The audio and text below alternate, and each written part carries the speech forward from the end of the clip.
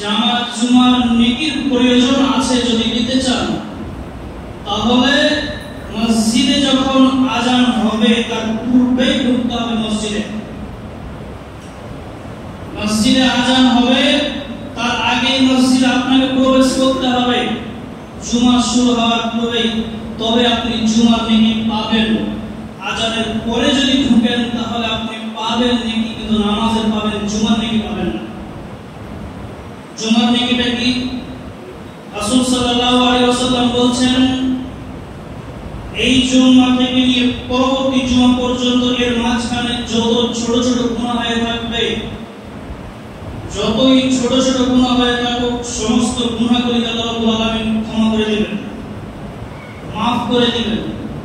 বলে ভেবে না বেনামাজি মাফ করে দিবেন। বেনামাজি কন্টিনিউ 5 ওয়াক্ত নামাজ পড়নে ওয়ালা আল্লাহকে সন্তুষ্টি করার জন্য যারা নামাজ পড়ে, এদের জন্য এই অফারটি রয়েছে। এদের জন্যই এই অফারটি রয়েছে যে তোমার এই জুম্মা থেকে নিয়ে পরবর্তী জুম্মা পর্যন্ত এর মাঝখানে তোমার দ্বারা দিয়ে যতগুলি ভুল হয়েছে আল্লাহ রাব্বুল আলামিন এইগুলিকে মাফ করে দিবেন, ক্ষমা করে দিবেন। এবার আপনি একটা নামাজি মানুষ, দিনদার মানুষ, পরেজগার মানুষ, আপনি যদি আজানের পরে ঢোকেন তাহলে জুমার নেকিটা পেলেন না, শুধু নামাজ পড়ার নেকিটা পাবেন। অতএব আজকে থেকে মনে রাখবেন, নামাজের আজানের পূর্বে মসজিদে ঢোকা, এটা মাথায় রাখবেন আপনারা অবশ্যই। আরেকটি কথা মাথায় রাখবেন, মসজিদে যখন ঢুকছেন আজান হচ্ছে, ইতিমধ্যে অবস্থায় আপনি দাঁড়িয়ে গেছেন, দাঁড়াবেন না, বসেও যাবেন। কি করবেন? মসজিদে ঢুকেছেন, সুন্নাত করতে যাবেন। মসজিদে প্রবেশ করেছেন, আপনি সুন্নাত করতে লেগে যান, দাঁড়িয়েও থাকবেন না, বসেও যাবেন না, সুন্নাত করে নেন।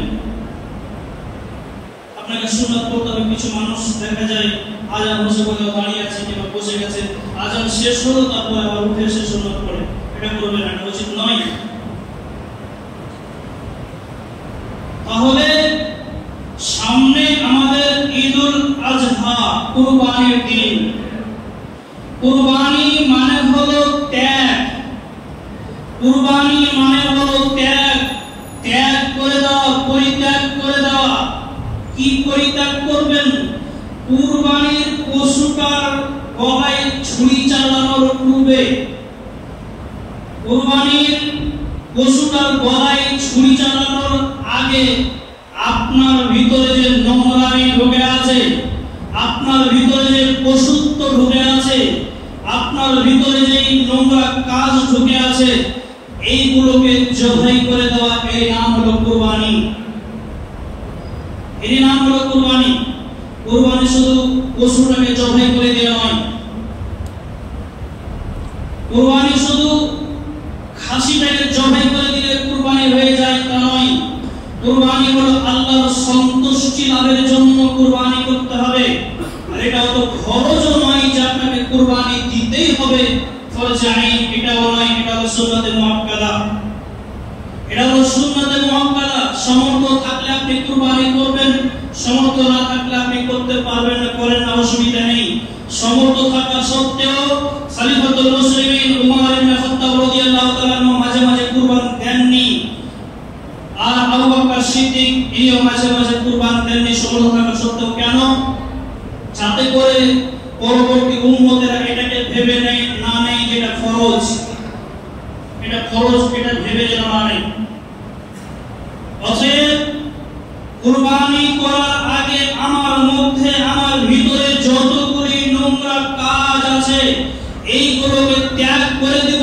আজকে থেকে জীবনে কোনোদিন নামাজ ছেড়ে দিব না, আজকে থেকে মদ্যপান করব না, আজকে থেকে জুয়া খেলবো না, আজকে থেকে লটারি কাটবো না, আজকে থেকে আমার ভিতরে যতগুলি অমানুষত কাজ রয়েছে সমস্ত কিছুকে জবাই করে দিয়ে কুরবানি করে দিলাম।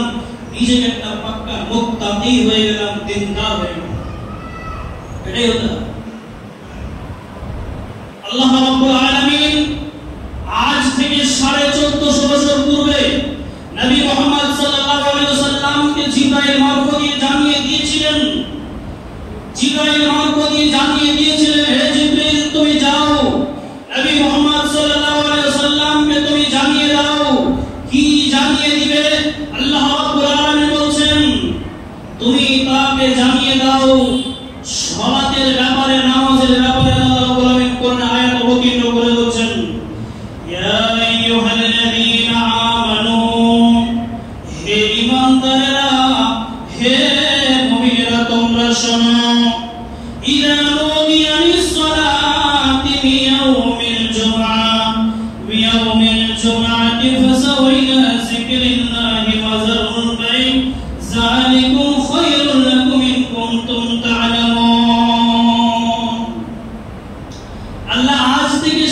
1400 বছর পূর্বে নবী মুহাম্মদ সাল্লাল্লাহু আলাইহি ওয়াসাল্লামকে জানিয়ে দিয়ে বললেন, যারা ঈমানদার, যারা মুমিন, পরেশগার, যখন মসজিদে আযান হবে, কথাটা ভালো করে শুনবেন, যখন মসজিদে জুমার দিন আযান হবে, তখন তারা বিভিন্ন কাজকে, ব্যবসা বাণিজ্যকে ছেড়ে দিয়ে যাতে করে তারা মসজিদে গিয়ে উপস্থিত হয়।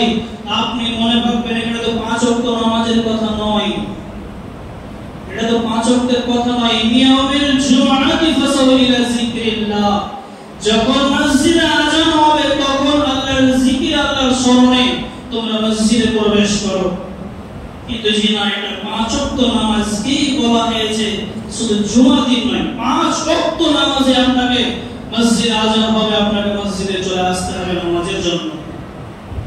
রাসূল সাল্লাল্লাহু আলাইহি ওয়াসাল্লাম বলেছেন, আমার ইচ্ছা হয়, রাসূল সাল্লাল্লাহু আলাইহি ওয়াসাল্লাম বলেছেন, আমার ইচ্ছা হয় কিছু যুবকগুলোকে আমি একত্রিত করি এবং তাদের হাতে মশাল দিয়ে আগুন দিয়ে দিই, দিয়ে আমি চলে যাই ওই লোকগুলোর বাড়িতে, ওই লোকগুলোর বাড়িতে যাই যারা 5 ওয়াক্ত নামাজ পড়ে, দিয়ে ওদের বাড়ি ঘরকে পুড়িয়ে ছারখার করে দিতে ইচ্ছা করে আমার। যারা নামাজ পড়ে কিন্তু বাড়িতে পড়ে, নামাজ পড়ে কিন্তু বাড়িতে যারা নামাজ পড়ে, আমার ইচ্ছা হয় তাদের বাড়ি ঘরগুলো পুড়িয়ে ছারখার করে দিই। তাহলে যারা মসজিদে নামাজ পড়তে আসে না, বাড়িতে নামাজ পড়ে, তাদের ব্যাপারে রাসূল সাল্লাল্লাহু আলাইহি ওয়াসাল্লাম কথা বলেছেন। তাহলে আপনি নামাজ পড়েন, আপনার বিধানটা কি হবে? তাহলে আপনার বিধানটা কি হবে? আপনি তো নামাজই পড়েন, আপনার বিধান কি হবে?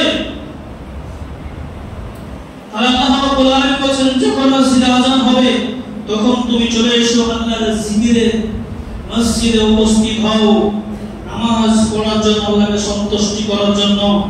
মসজিদে নামাজ পড়ার পর সুবহানাল্লাহ, আলহামদুলিল্লাহ, আল্লাহু আকবার, এই তাসবিহ বেশি পাঠ না করে যতটা প্রয়োজন সেটা পড়ো।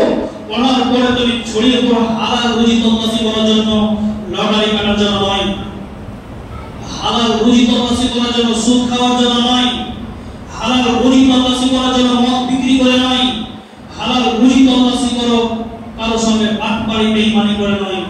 হালাল রুজি তল্লাশি করার জন্য ছড়িয়ে পড়ো। নামাজ পড়া যতটা ফরজ, হালাল রুজি তল্লাশি করে ছেলে মেয়েকে খাওয়াটা ততটাই ফরজ। আল্লাহ রাব্বুল আলামিন কথা বলছেন 1450 বছর পূর্বে নবীকে জানিয়ে দিয়ে বললেন, সালাত আদায় করতে তুমি বাড়ি থেকে মসজিদে এসো। আল্লাহ রাব্বুল আলামিন এবং নবী মুহাম্মদ সাল্লাল্লাহু আলাইহি সাল্লাম বলেছেন, তোমরা নিশানার দ্রব্য পান করিও না, এই কথাগুলো বলেছেন। তবে বর্তমান জামানায় ডাক্তার সাহেবকে বলছে, ডাক্তার সাহেব আমার সুগার হয়েছে, 100 কিলোমিটার হেঁটে যেতে হবে, আসতে আমার সুগার নির্মূল হয়ে যাবে। ডাক্তার বাপের কথাটাকে শুনে নিয়েছেন, কিন্তু আল্লাহর কথাটাকে আপনি শোনেননি। ভালো করে যদি আপনি আল্লাহকে সন্তুষ্ট করার জন্য রাসূল সাল্লাল্লাহু আলাইহি ওয়াসাল্লাম যেভাবে শিক্ষা দিয়েছেন সালাত, এভাবে যদি আপনি নামাজ পড়েন, তাহলে আপনার সুগার তো দূরের কথা, কোনো অসুখই হবে না। বড় বড় ডাক্তারগণ বলছেন কোনো অসুখই হতে পারে না। আপনাকে সুগারে ধরেছে, 100 কিলোমিটার হেঁটে যেতে পারলেন, 100 কিলোমিটার হেঁটে গেলেন, হেঁটে আসলেন, এটা করতে পারলেন, কিন্তু মসজিদে এসে আপনি নামাজ পড়তে পারলেন না। আল্লাহকে রাজি করতে পারবেন? আল্লাহকে সন্তুষ্ট করাতে পারবেন? আল্লাহ রাব্বুল আলামিন বলেছেন, সুদ খেও না, মদ খেও না, নিশাদার দ্রব্য পান করিও না। আজ থেকে 1450 বছর পূর্বে নবী সাল্লাল্লাহু আলাইহি ওয়াসাল্লাম বলে গেছেন, রাসূল সাল্লাল্লাহু আলাইহি ওয়াসাল্লাম বলে গেছেন 1450 বছর পূর্বে, এগুলো তোমরা খেও না, এটা শরীরের পক্ষে খারাপ। ডাক্তার মশাই সুগার হয়েছে বলছে আলু খেও না, চিনি খেও না। ডাক্তারের কথাটাকে শুনে চিনি ছেড়ে দিলাম, আলু ছেড়ে দিলাম, মিষ্টি জিনিস খাওয়া ছেড়ে দিলাম, কিন্তু আল্লাহর কথাটাকে শুনে, রাসূলের কথাটাকে শুনে আজ পর্যন্ত আমরা হারাম খাওয়া ছাড়তে পারিনি, মদ পান করা আমরা ছাড়তে পারিনি।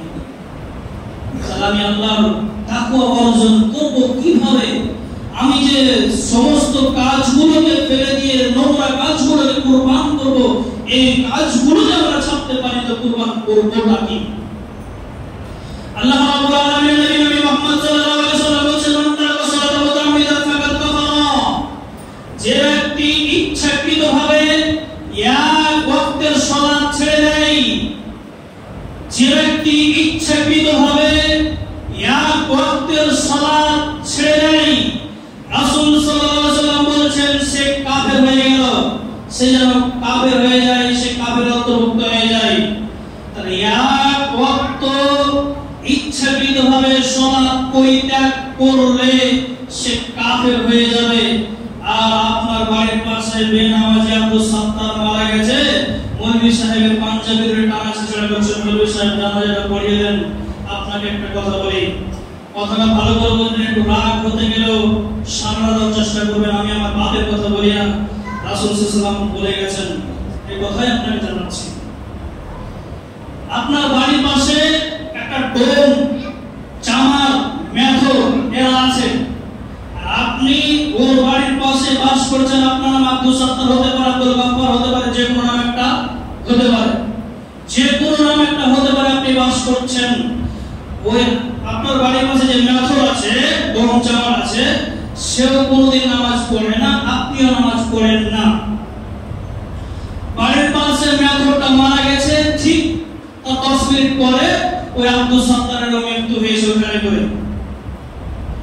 একজনকে নিয়ে যাবে বাংলাতে পুড়িয়ে দেওয়ার জন্য, একজনকে কবরস্থানে নিয়ে যাবে। কেন? দুজনকে কবরস্থানে শোয়ালে হতো না?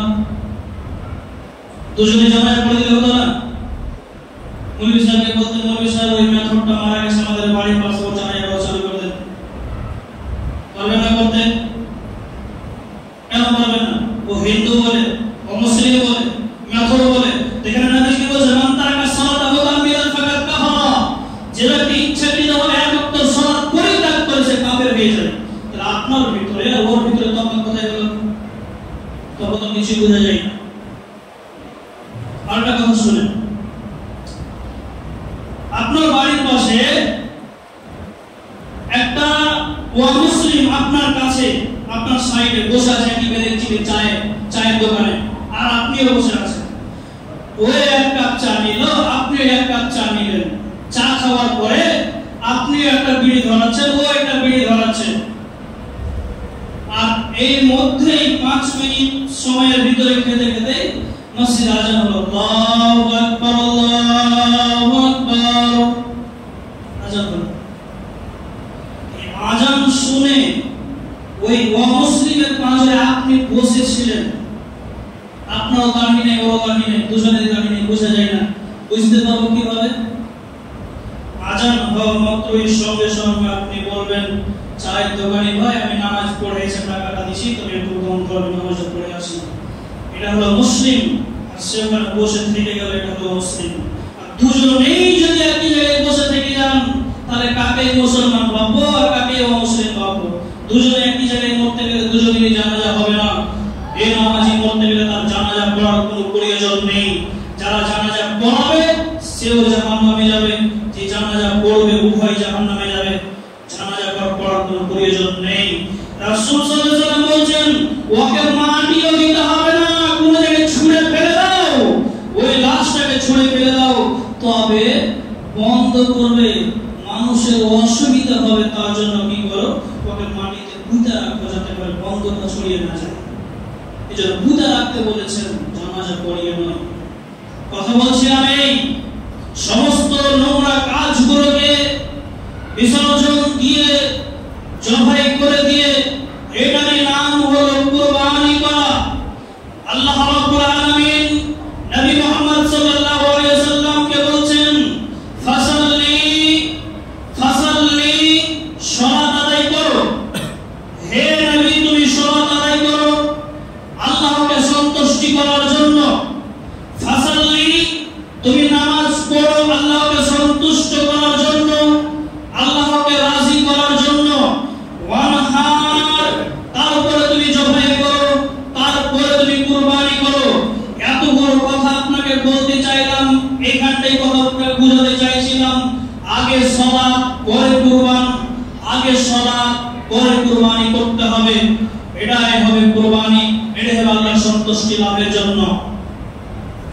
আল্লাহ রাব্বুল আলামিন নবী মুহাম্মদ সাল্লাল্লাহু আলাইহি ওয়াসাল্লামকে সম্বোধন করে বলেছেন, হে নবী, ওয়া মুসলিমরা, ইহুদিরা, বেদিন যারা, এরাও কুরবানি করে, কিন্তু তারা তাদের দেব-দেবীর নামে কুরবানি করে, তারা তাদের মূর্তির নামে কুরবানি করে। তারা কুরবানি করে কিছুটা মাংস তারা তাদের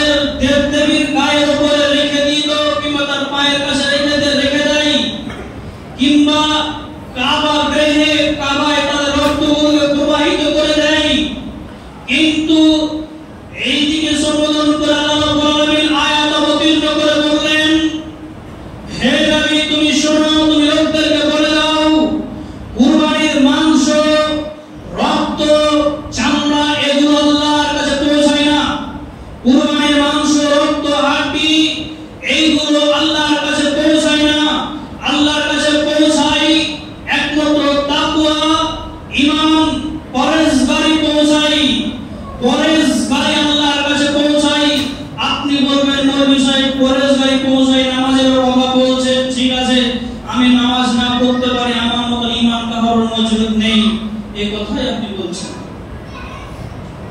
আপনি বলছেন মৌলভী সাহেব নামাজ না পড়তে পারি কিন্তু ঈমান ঠিক আছে, কিন্তু আল্লাহ রাব্বুল আলামিন ঈমানের বৈশিষ্ট্য কয়েকটি বলেছেন। তার ভিতরে বলেছেন আল্লাহ রাব্বুল আলামিন বলেছেন আল্লাযীনা ইয়াকিমুনাস সালাতা, মুমিনের বৈশিষ্ট্য হলো সালাত আদায় করবে। মুমিনের বৈশিষ্ট্য হলো মুমিন সালাত আদায় করবে। মুমিন কোনদিন সালাত পরিত্যাগ করতে পারে না। মুমিন কোনদিন বেনামাজি হতে পারে না। মুমিন কোনদিন বেনামাজি হতে পারে না। এবং আমি নই, এবং রব্বুল আলামিন নবী মুহাম্মদ সাল্লাল্লাহু আলাইহি ওয়াসাল্লামকে সম্বোধন করে বলেছেন মুমিনের বৈশিষ্ট্য হলো মুমিন সালাত আদায় করবে। আল্লাযীনা ইয়াকিমুনাস সালাতা ওয়া মিম্মা রাযাকনাহুম ইউনফিকুন, এবং যা থেকে আমি তাকে কিছু সমর্থ দিয়েছি ওই সমর্থ থেকে আমার রাস্তায় কিছু খরচ করবে, ব্যয় করবে, আমার রাস্তায় কিছু খরচ করবে। এইগুলো যারা করবে, এইগুলো যখন করবে আল্লাহ রাব্বুল আলামিন বলছেন শোনো, আল্লাহ রাব্বুল আলামিন বলছেন শোনো, যার ঈমান মজবুত আছে, যার ঈমান পাকাপোক্ত হয়ে গেছে, যার কুরবানি আমার কাছে পৌঁছে যাবে, যার পরিত্যাগ সমস্ত কিছু ত্যাগ করে দিল, নোংরামিগুলোকে পরিত্যাগ করে দিয়ে কুরবান করে দিয়ে আল্লাহ রাস্তায় সঁপে দিল, আমি আল্লাহ তাকে টাইটেল দিলাম। সেই যদি তাকে যদি সারা বিশ্বের মানুষ, গ্রামের মানুষ যদি বলে বেঈমান বাটপার, সব গোটাই মানুষ যদি তাকে বলে, আমি আল্লাহ সাক্ষী দিয়ে বলছি উলাইকা হুমুল মুমিনুনা হাক্কান, এই লোকটা হকের পথে আছে, এই লোকটা সত্যের পথে আছে, এই লোকটা হকের পথে আছে, এই লোকটা সত্যের পথে আছে। আল্লাহ বলেছেন লাহুম দারাজাতুন ইনদা রাব্বিহিম, লাহুম দারাজাতুন ইনদা রাব্বিহিম ওয়া মাগফিরাতুন ওয়া রিজকুন কারীম। এবং আমি আল্লাহ রাব্বুল আলামিন তাকে দান করব, কি দান করব? সম্মানের রুজি দিব, সম্মানের রুজি আমি আল্লাহ তাকে দিব। তবে আপনি মনে ভাবেন মৌলভী সাহেব সব কিছুকে ত্যাগ করে দিলাম, সব কিছুকে কুরবানি করলাম, খাসিটাও কুরবানি করলাম, আর আমি নিজেকে একটা মুমিন হয়ে গেলাম, আল্লাহ আমাকে টাইটেলও দিলেন উলাইকা হুমুল মুমিনুনা হাক্কান, এই লোকটা প্রকৃত মুমিন, লাহুম দারাজাতুন ইনদা রাব্বিহিম ওয়া মাগফিরাতুন ওয়া রিজকুন কারীম, এবং আমি তাকে সম্মানের রুজি খাওয়াবো। আচ্ছা, মাছের বাজারে গেলাম, হাটে গেলাম, সেখানে একটা বিশাল বড় একটা মাছ কেটেছিল, ওই মাছটা কাটলো, দেখলাম আমার বাড়ির পাশে মেথর বেনামাজি, আর আমি 5 ওয়াক্ত নামাজ পড়ার পরে গিয়ে বলছি ভাই ফজর নামাজ পড়েছি, একটু মাংসগুলো একটু ওই মাছগুলো দাও, 500 মাছ রান্না করতে হবে। ওই একই মাছ থেকে আমাকে 500 দিল, মেথর 500 দিল, বেনামাজি 500 দিল। আপনি যে বললেন যারা নামাজ পড়বে তাকে সন্তুষ্টি করার জন্য, যারা ঈমানদার হবে এরা সম্মানের রুজি পাবে, ওইখান থেকে তো এক জায়গা থেকে মাছ নিলাম, তাহলে কোথায় সম্মানের হলো? আপনাকে একটা ছোট্ট করে কথা উদাহরণ দিয়ে বোঝাই। কথা হলো এই, বলে বলেন আপনার স্ত্রীকে একটা খাসির মাংস দিয়ে বলছেন রান্না করো, আমি গোসল করে আসছি আর এসে নামাজ পড়ে এসে খাওয়া দাওয়া করবো, গোসল করে এসে খাওয়া দাওয়া করবো। আপনি কথা বলে চলে গেলেন গোসল করতে, আপনার স্ত্রী রান্না হয়ে গেছে, আপনি এসে দেখছেন যে রান্নাটাও হয়ে গেছে, আর এর মধ্যে আপনি লুঙ্গিটা পড়তে পড়তে একটা কুকুরে একটা মাংস উঠিয়ে নিয়েছে, একটা কুকুরে মাংস উঠিয়ে নিয়েছে। কুকুরটাকে কি আদর সহগ করে করে উঠিয়ে আবার বলবেন আই দোকানটা খা, তোর জন্য মাংস রেখেছিল? বলবেন? তেল ভাজা মাখিয়ে বলবেন যাক তোর জন্য এত কষ্ট করে রান্না করেছি, তো ধর তোমাটা খা, একখানা খেয়ে কি হবে? খাওয়াবেন না, কি করবেন? তাকে তেড়ে নিয়ে বেড়াবেন, তেড়ে নিয়ে বেড়াবেন, দিয়ে আসরের সালাত আদায় করার পর আপনি আবার দোকানটা খুলতে গেছেন, তো শাটার ছাড়ার আগে দেখছেন কুকুরটা আমার বাড়ি বসে আছে। আপনি কখনো দোকানটা পরে ঢেলে হবে খেলে দোকানে? বলবেন? দোকান খোলার আগে তাকে ইনশাল দিয়ে তাড়াইয়ে দিয়ে বেড়াবেন, তুই আমার মাংস খেয়েছি। ওই হাঁড়ি থেকে 2.5-3 বছরে একটা ছোট্ট আপনার টুকটুকে সন্তান একখানা মাংস দিয়ে খেয়েছে, আপনি কি মারবেন? না বলবেন বাবারে তুই একখানা কেন খাবি, তোকে ভালো করে ছিঁড়ে দিয়েছি, তুই 2খানা আরো খা, তোর জন্যই মাংসটা রান্না হয়েছে, তোর জন্যই মাংসটা রান্না হয়েছে। কোন বেনামাজি, কোন বাটপার, কোন সুদারু, কোন গাজারু যখন বেনামাজি ইহুদি ডোম চামার খায়, তখন আল্লাহ রাব্বুল আলামিন আসমান থেকে ডাক দিয়ে বলেন খা বেঈমান, তোর জন্য জাহান্নাম রেডি করা আছে, খা, তোর জন্য জাহান্নাম রেডি করা আছে। আর কোন মুমিন যখন খায়, আল্লাহ বলেন মুত্তাকি যখন খাবে, তখন আমি বলি খাও বান্দা, এখানে কি খাচ্ছো? দুনিয়াতে সামান্যটুকু তোমার জন্য বিশাল জান্নাত রেডি করা আছে, যেখানে কোনো ধরনের কোনো অভাব থাকবে না, যেখানে কোনো অভাব থাকবে না, তুমি একদম নো টেনশনে বসবাস করবে, নো চিন্তায় বসবাস করবে। যেই জান্নাতের কথা রব্বুল আলামিন বলেছেন, যেই জান্নাতের কথা মুহাম্মদ সাল্লাল্লাহু আলাইহি সাল্লাম বলেছেন, যেই জান্নাতের কথা মুহাম্মদ সাল্লাল্লাহু আলাইহি সাল্লাম বলেছেন, জান্নাতের একটা ইট হবে সোনা, একটা ইট হবে চাঁদি, একটা ইট হবে হীরা। এইভাবে জান্নাতকে নির্মাণ করা থাকবে, এইভাবে জান্নাতকে তৈরি করা থাকবে। খলিফাতুল মুসলিমিন ওমর ইবনে খাত্তাব রাদিয়াল্লাহু তাআলা আনহু বলেছেন, আমরা ছিলাম নোংরা জাতি, আমরা ছিলাম ঘৃণিত জাতি, আমরা ছিলাম পিছিয়ে পড়া জাতি, আমাদের মতন ঘৃণিত জাতি আর কেউ ছিল না। যেই জাতি আমরা যে দেশে বসবাস করতাম, আমরা যেই জাতি ছিলাম, যখন আমার বাপ মরে যেত, আমরা মাকে বিয়ে করে নিতে কোনো দ্বিধাবোধ মনে করে নিতাম না, কোনো অসুবিধাই মনে করতাম না। আমার বাপের দুইটা বিয়ে হয়েছে, একটা আমার বাপ যখন মরে গেল, নিজের মাটাকে বাদ দিয়ে আমার সৎ মাটাকে বিয়ে করে নিতাম। এত আমরা নোংরা জাতি ছিলাম। কিন্তু যেদিন আমি সমস্ত কিছুকে কুরবান করে দিলাম, সমস্ত কিছুকে কুরবানি করে দিয়ে আল্লাহর দিকে মত ধাবিত হলাম, সেই দিন থেকে আমার এই কথাগুলোকে সোনার অক্ষরে লেখা হয়েছে। এই কথা মুহাম্মদ সাল্লাল্লাহু আলাইহি সাল্লাম, এই কথা হযরত ওমর রাদিয়াল্লাহু তাআলা আনহু তিনি বলছেন যে সেই কথাগুলোকে সোনার অক্ষরে লেখা হয়েছে। শুধু তাই নয়, এই পরিত্যাগের কারণে, নোংরা কাজগুলোকে পরিত্যাগের কারণে, সমস্ত কাজগুলোকে বিসর্জন দিয়ে তারা ঈমান এনেছিল আল্লাহকে সন্তুষ্টি করার জন্য, আল্লাহকে রাজি করার জন্য, দ্বীন ইসলামটাকে আগে বাড়িয়ে দেওয়ার জন্য। তার জন্য আল্লাহ রাব্বুল আলামিন নবী মুহাম্মদ সাল্লাল্লাহু আলাইহি ওয়াসাল্লাম বলেন, আমি একদিন দেখলাম জান্নাত জাহান্নাম সফর করে যখন দেখলাম, আমি একটি জান্নাত দেখলাম, বিশাল একটি লম্বা জান্নাত, যেখান থেকে একটি মেয়ে আসলো। সহিহ বুখারীর হাদিস, একটা মেয়ে আসলো, মেয়ে আসার পর একদম নেমে যাচ্ছে, তো কি যেন একটা লাইট নেমে চলে আসছে, কি যেন একটা লাইট নেমে আসছে। যখন নেমে এলো, তো দেখলাম একটা সুন্দরী রূপসী একটা মেয়ে নামলো, নেমে গেল, সে উযু করলো, উযু করে আবার সেই চলে গেল। জিবরাইলকে জিজ্ঞাসা করলাম, জিবরাইল এটা কে, এই মেয়েটা কে? জিবরাইলকে বললেন আল্লাহ রাসূল, এটা একটা জান্নাতের হুর, এই জান্নাতখানা কার? বলেন আপনারই দলের লোক, আপনারই সঙ্গী সাথী, যার নাম হলো হযরত ওমর রাদিয়াল্লাহু তাআলা আনহু। এই ওমরকে জান্নাতখানা দিবেন, আর কিয়ামত আল্লাহ রাব্বুল আলামিন যখন জান্নাতীদেরকে হুর দিবেন, এই 70টি করে যখন হুর দিবেন, এই 70টির ভিতরে একটা আল্লাহ রাব্বুল আলামিন দুইটা করে ফল দিবেন। এই ভিড়টা হলো এত সুন্দর, ভিড়টা যদি এত সুন্দর হয়, তো আসলেই কত সুন্দর হবে।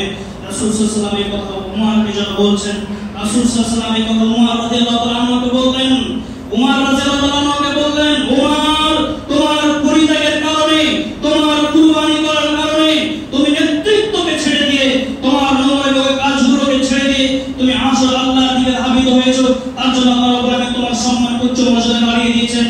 এই কথা আপনি যদি এটা পালন করতে পারেন, আপনার সম্মান উচ্চ মর্যাদায় আল্লাহ রাব্বুল আলামিন বাড়িয়ে দিবেন, আপনার সম্মান উচ্চ মর্যাদায় আল্লাহ রাব্বুল আলামিন বাড়িয়ে দিবেন।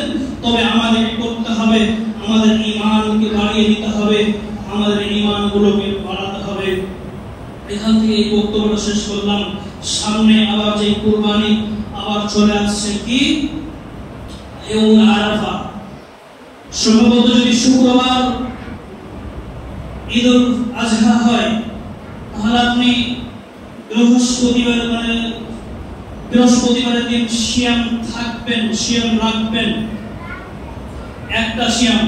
আর আপনি এখন থেকে রাখতে পারেন যে আগামীকালকে থেকে আমি সত্যি করে নেব, অসুবিধা নেই। তো যদি আপনি মনে ভাবেন একটা রোজা রাখবো,